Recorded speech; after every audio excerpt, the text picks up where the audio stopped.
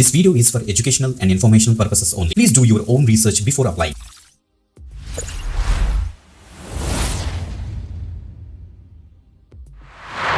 Welcome back again. This is విదయ్, you watching వి దటికి గవర్నమెంట్ జాబ్స్ ఛానల్. ఎస్, ఈరోజు మనకి బ్రేకింగ్ న్యూస్ అయితే వస్తుంది.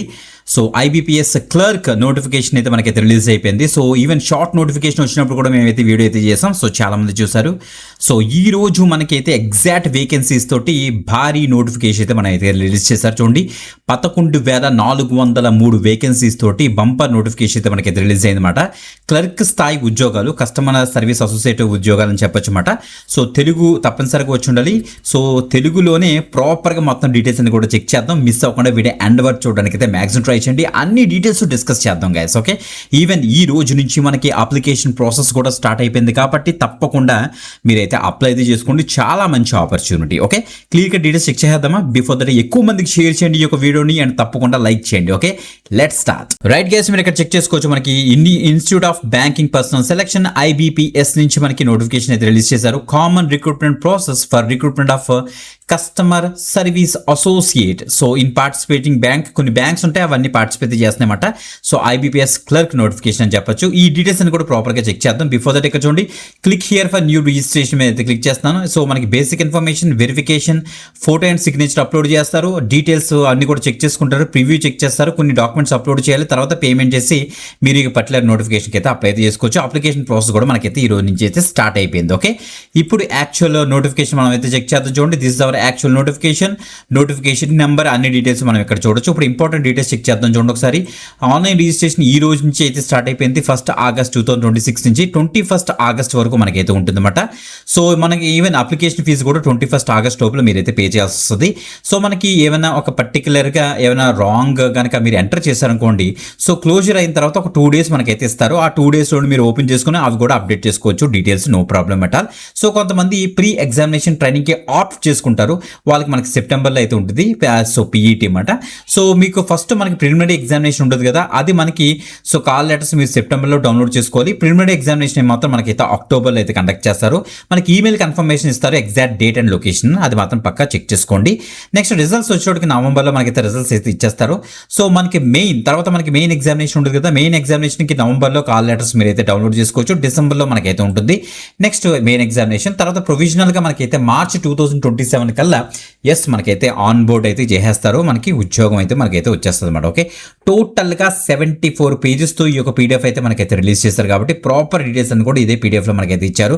డీటెయిల్స్ అనేవి ఇండివిజువల్గా 1 by 1 చెక్ చేద్దాం. చూడండి, ఇప్పుడు ఈ యొక్క క్లర్క్ సంబంధించిన ఈ యొక్క రిక్రూట్మెంట్లో ఏవేం బ్యాంక్స్ పార్టిసిపేట్ చేస్తున్నాయి ఇక్కడ చూద్దాం.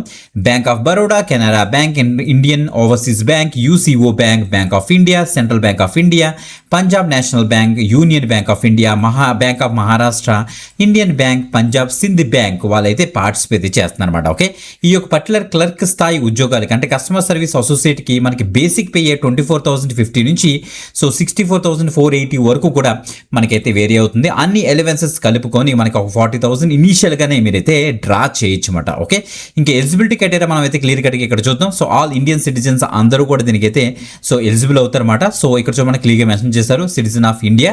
సో ఇలా కిందకు వచ్చేస్తే మనకి ఏజ్ క్రైటీరియా ఉంటుంది. నెక్స్ట్ 1 ఆగస్ట్ 2026 కల్లా మినిమం 20 years నుంచి మాక్సిమం 28 years వరకు కూడా అప్లై చేసుకోవచ్చు. మనకి ఒక 2 dates ఇచ్చారు చూసారా, ఈ 2 dates మధ్యలో పుట్టిన వాళ్ళు దీనికైతే అప్లై చేసుకోవడానికి అయితే అవుతుంది, గమనించండి. అదే మీరు కనుక SC ST క్యాండిడేట్స్ అయితే 5 years ఏజ్ రిలాక్సేషన్ అయితే ఉంటుంది. మీకు OBC NCLకి వచ్చేటోడికి 3 years ఏజ్ రిలాక్సేషన్ అయితే ఉంటుంది. PWBD క్యాండిడేట్స్కి వచ్చేటోడికి 10 years వరకు మనకైతే ఇస్తారు. ఎక్స్ సర్వీస్ మెన్ ESMకి వచ్చేటోడికి మనకైతే ఇక చూడండి actual period of service రెండెడ్ in the defence forces plus 3 years మనకైతే ఉంటుంది అని వీళ్ళైతే చెప్పారు. ఓకే, అదే మీరు కనుక విడోస్ కానీ డైవర్స్ ఉమెన్ కానీ women legally separated from there husband అయితే మీకు 35 years వరకు అలౌ చేస్తారు జనరల్ EWS వరకు. అదే మీకు 38 years వరకు అలౌ చేస్తారు OBC క్యాండిడేట్స్కి. అదే SC ST క్యాండిడేట్స్కి ఏమో 40 years వరకు కూడా అలౌ చేస్తారు మిమ్మల్ని. ఓకే, సో తప్పకుండా అయితే అప్లై అయితే చేసుకోవచ్చు. అది మనకి ఎలిజిబిలిటీ క్రైటీరియా అన్నమాట. ఓకే, ఇంకా PWBD క్యాండిడేట్స్కి సంబంధించిన క్రైటీరియాస్ ఉంటాయి కదా, ఆ క్రైటీరియాస్కి డిజబిలిటీకి సంబంధించిన క్రైటీరియాస్ అన్ని కూడా మనకైతే ఇక్కడ ఇస్తారు. రూల్స్ అండ్ గైడ్ లైన్స్లో మీరైతే చెక్ చేసుకోవచ్చు. ఇలా కిందకు వచ్చేస్తే ఎడ్యుకేషన్ క్వాలిఫికేషన్ మనకైతే కనిపిస్తుంది. 21 ఆగస్ట్ 2026 కల్లా కల్లా మీకు గ్రాడ్యుయేషన్ కంప్లీట్ అవ్వాలి. Any graduation any stream no problem at all. Age criteria match అయ్యి రిజర్వేషన్ రిలాక్సేషన్స్ మ్యాచ్ అయ్యి దాంతో పాటుగా ఈ యొక్క గ్రాడ్యుయేషన్ కనుక కంప్లీట్ అయ్యి ఉంటే చాలు ఈ యొక్క పర్టికులర్ డేట్ కల్లా మీరు ఈ యొక్క పర్టికులర్ నోటిఫికేషన్ అయితే అప్లై అయితే చేసేసుకోవచ్చు. ఇక important application fee and intimation charges చూద్దాం. 1 ఆగస్ట్ నుంచి 21 ఆగస్ట్ లోపల మీరైతే ఈ యొక్క ఫీజు అయితే పే చేయాల్సి వస్తుంది. సో మీరు కనుక SC, ST, PWBD, ESM or DESM candidates అయితే మీరు 175 రూపీస్ ఇంక్లూజివ్ ఆఫ్ జిఎస్టీ మీరైతే పే చేయాల్సి వస్తుంది. అంతా కూడా ఆన్లైన్లోనే పే చేయాలి మీరు. Other than these category people అందరూ కూడా 850 రూపీస్ మీరైతే పే చేయాల్సి వస్తుంది అన్నమాట. Okay, bank transaction charges for online payment of application fee intimation charge will be have to be done by the are borne by the candidates అని కూడా mention చేశారు. Okay, ఇప్పుడు స్ట్రక్చర్ ఆఫ్ ఎగ్జామినేషన్ చూద్దాం. First preliminary examination ఉంటుంది కదా, objective type test ఉంటుంది మనకి. English language, numerical ability, reasoning ability మీద టోటల్గా మనకైతే 100 క్వశ్చన్స్ ఇస్తారు. 100 మార్క్స్కి ఇవాల్యుయేట్ చేస్తారు. టోటల్గా 1 అవర్ మనకైతే టైం అయితే ఇస్తారన్నమాట. నెక్స్ట్ మెయిన్ ఎగ్జామినేషన్ కూడా మనకి ఆబ్జెక్టివ్ టైప్లోనే ఉంటుంది. జనరల్ ఆర్ ఫైనాన్షియల్ అవేర్నెస్ మీద, జనరల్ ఇంగ్లీష్ మీద, రీజనింగ్ ఎబిలిటీ మీద, క్వాంటిటేటివ్ యాప్టిట్యూడ్ మీద మనకి 160 క్వశ్చన్స్ ఉంటాయి. 200 మార్క్స్కి ఇవాల్యుయేట్ చేస్తారు. 125 మినిట్స్ మనకైతే టైం అయితే ఇస్తారు. అంతా కూడా మనకి ఇంగ్లీష్ లాంగ్వేజ్లోనే ఉంటుంది. ఓకే, చెక్ చేసుకోండి. ఇప్పుడు సో ఇక్కడ చూస్తే మనకి క్లియర్గా మెన్షన్ చేస్తారు మనకి list of versions of test. So నేను తెలుగులో కూడా ఎగ్జామ్ రాయొచ్చు అని చెప్పాను కదా. ఇక్కడ చూడండి మనకి ఆంధ్రప్రదేశ్కి వచ్చేటప్పుడు మనకైతే ఇంగ్లీష్ ఇచ్చారు, హిందీ ఇచ్చారు, తెలుగు కూడా ఇంక్లూడ్ అయితే చేశారు. ఇలా కిందకు వచ్చేస్తే మనకి తెలంగాణ కనిపిస్తుంది. ఇంగ్లీష్, హిందీ, తెలుగుతో పాటుగా ఉర్దూ కూడా ఇంక్లూడ్ అయితే చేశారు. వీటిలో ఈ వెర్షన్లో మీరైతే ప్రాపర్గా ఎగ్జామినేషన్ అయితే రాయొచ్చు అన్నమాట. ఓకే, ఇంకా చాలా important guys, penalty of wrong answers. Okay, so మీరు చూస్తే మీరు కనుక 4 రాంగ్ ఆన్సర్స్ కనుక రాశారంటే 1 మార్క్ పోతుంది. అంటే 1/4 మార్క్ మనకైతే నెగిటివ్ మార్క్ అయితే వీళ్ళైతే ఇంపోర్ట్ చేశారు. సో చాలా జాగ్రత్తగా మీరైతే రాయాల్సి వస్తుంది, గమనించండి గైస్. తర్వాత లాంగ్వేజ్, మనకి లోకల్ లాంగ్వేజ్ ప్రొఫిషియన్సీ టెస్ట్ కూడా ఉంటుంది. LLPT అంటారు మనకి.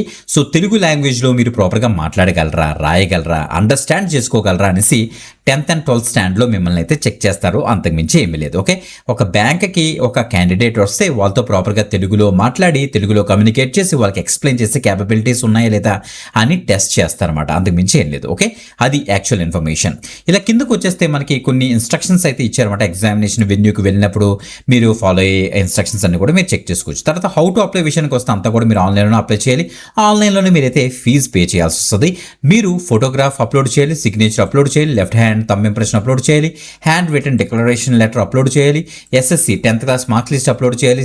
SC ST and OBC candidates అయితే మీరు క్యాస్ట్ సర్టిఫికేట్స్ కూడా మీరైతే అప్లోడ్ చేయాల్సి వస్తుంది. ఆ యొక్క డీటెయిల్స్ అన్ని కూడా ఇక్కడ ఇచ్చారు. ఇలా కిందకు వచ్చేస్తే మనం ఏ టైప్ ఆఫ్ ఫార్మాట్స్లో మనం అప్లోడ్ చేయాలి, ఒక పర్టికులర్ డీటెయిల్స్ అన్ని కూడా కొన్ని జనరల్ ఇన్స్ట్రక్షన్స్ మనకైతే ఇచ్చారన్నమాట. అవన్నీ కూడా చెక్ చేసుకోవచ్చు. లైక్ ఫోటోగ్రాఫ్కి అసలు ఏవే మెజర్మెంట్స్ ఉంటాయి, అలా క్యాప్చర్ చేయాలి, do's and don'ts, next signature ఏంటి, లెఫ్ట్ హ్యాండ్ థంబ్ ఇంప్రెషన్ ఎలా ఏ ఫార్మాట్లో ఉండాలి, సైజ్ ఎంత ఉండాలి, హ్యాండ్ రిటన్ డిక్లరేషన్ లెటర్కి మనకు కావాల్సిన ఫార్మాట్ ఉంటుంది కదా, అది మీరు ఓన్ హ్యాండ్ రైటింగ్తో రాసి మీరైతే ఫోటో తీసి పెట్టుకోవాలి, పీడిఎఫ్లో కన్వర్ట్ చేసి పెట్టుకోండి. అవి ఎలా అప్లోడ్ చేయాలి, ఆ యొక్క డీటెయిల్స్ అన్ని కూడా మనకి ఎక్కడ ఇచ్చారు చెక్ చేసుకోండి. మనకి స్టేట్ వైజ్ మనకి ఇండివిజువల్గా అసలు వేకెన్సీస్ అసలు ఎలా డివైడ్ అయ్యాయి, మనకి SC ST OBC EWS unreserved క్యాండిడేట్స్కి అసలు ఎలా డివైడ్ చేశారు, PWBD అండ్ ESM క్యాండిడేట్స్కి అసలు ఎలా డివైడ్ చేశారు అనేసి మనకి వేకెన్సీస్ మీరు ఇక్కడ చూడొచ్చు.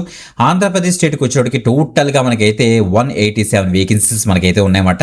అవి కేటగిరీ వైజ్ ఎలా డివైడ్ అయ్యేది మీరు ఇక్కడ చెక్ చేసుకోవచ్చు. ఇలా కిందకు వచ్చేసి అన్ని స్టేట్స్ యొక్క డీటెయిల్స్ మీరు అయితే ఇక్కడ కనిపిస్తుంది అనమాట. ఇలా కిందకు వచ్చేసేయండి. మీకు తెలంగాణకు వచ్చేటప్పుడు మనకి ఈ యొక్క పేజ్ మాట 191 వేకెన్సీ అయితే మనకైతే ఇచ్చారు, చెక్ చేసుకోండి గైస్. ఓకే, ఇప్పుడు ఇంపార్టెంట్ అంటే మనకి ప్రిలిమినరీ అనే మెయిన్ ఎగ్జామినేషన్ కి మనకి సెంటర్స్ ఉంటాయి కదా, ఆ సెంటర్స్ మనకి ఇక్కడ ఇచ్చా చూడండి. 12th కోడ్ మీరు చెక్ చేసుకుంటే ఆంధ్రప్రదేశ్ ఉంటుంది. అనంతపురం, చీరాల, గుంటూరు, విజయవాడ, కడప, కాకినాడ, కర్నూలు, నెల్లూరు, ఒంగోలు, రాజమండ్రి, తిరుపతి, విశాఖపట్నం, విజయనగరం అయితే ఇచ్చారు ప్రిలిమినరీ ఎగ్జామినేషన్స్ కి. మెయిన్ ఎగ్జామినేషన్కి వచ్చేటికి గుంటూరు ఆర్ విజయవాడ, కర్నూలు, విశాఖపట్నం, విజయనగరం అయితే ఇచ్చారు, చెక్ చేసుకోండి. ఇక తెలంగాణ 42 అయితే ఇచ్చారన్నమాట, కోడ్ చెక్ చేసుకోండి. అందులో మనకి ప్రిలిమినరీ వచ్చేటికి మనకి హైదరాబాద్, కరీంనగర్, ఖమ్మం, వరంగల్ అయితే ఇచ్చారు. మెయిన్కి వచ్చేటికి హైదరాబాద్, కరీంనగర్, వరంగల్ అయితే ఇచ్చారు. ఓకే, ఇక list of specific local language clear గా మెన్షన్ చేస్తారు చూడండి ఒకసారి. మనకి ఇక్కడ ఆంధ్రప్రదేశ్కి వచ్చేటికి లాంగ్వేజ్ తెలుగు ఆర్ ఉర్దూ మాట. సో ఇలా వచ్చేస్తే మనకి తెలంగాణకు వచ్చేటికి తెలుగు ఆర్ ఉర్దూ అది ఇచ్చారు. So no problem at all, మీ తెలుగు వాళ్ళందరికీ కూడా మంచి ఆపర్చునిటీ మిస్ అవ్వదు. అండ్ ఈ యొక్క 74 పేజెస్ PDF లో మనకి కావాల్సిన income certificate formats, next caste certificate formats అన్ని కూడా మనకి ఇక్కడే అవైలబుల్గా ఉన్నాయి. వీటిలన్నీ కూడా డీటెయిల్స్ చెక్ చేసుకుని మీరు హ్యాపీగా అప్లై అయితే చేసుకోవచ్చు అన్నమాట. మొత్తం అన్ని డీటెయిల్స్ ఇదే పేజ్లో మనకైతే ప్రాపర్గా అయితే ఇచ్చేసారు గైస్, ఇలా చెక్ చేసుకోండి గైస్. ఇది మాట యాక్చువల్లీ అప్లికేషన్ ప్రాసెస్. మంచి ఇన్ఫర్మేషన్ ఎక్కువ మందికి అయితే షేర్ చేయండి. టోటల్ గా 11,403 వేకెన్సీస్ తోటి బంపర్ నోటిఫికేషన్. ఇది మాత్రం అసలు మిస్ అవ్వదు. ప్యాకేజ్ కూడా బాగుంటుంది, మిస్ అవ్వదు. ఇంకొక ఎక్సలెంట్ ఆపర్చునిటీతో మళ్ళీ కలుద్దాం. అంతవరకు సెలవు, బాయ్.